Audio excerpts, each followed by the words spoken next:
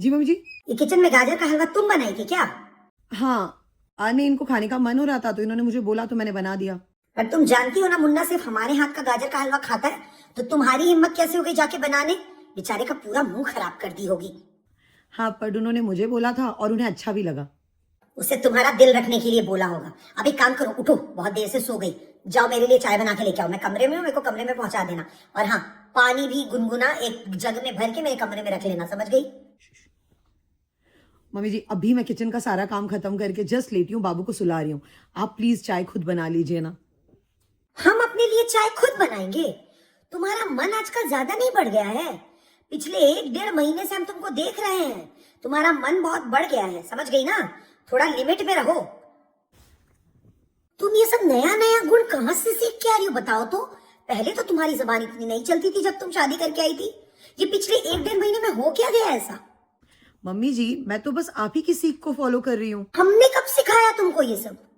एक मिनट, आपने कहा था कि मेरी मम्मी ने मुझे कुछ सिखा के नहीं भेजा, याद है?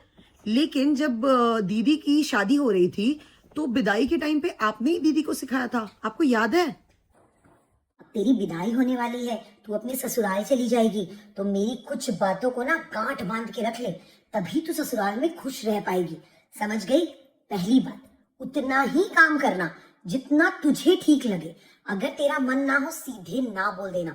ज्यादा महान बनने की कोशिश मत करना, क्योंकि जितना तू काम करेगी उतना तेरे ससुराल वाले तेरे से काम करवाएंगे, समझी बात? और दूसरी बात, अपने पति को अपने बस में करके रखना, समझ गई?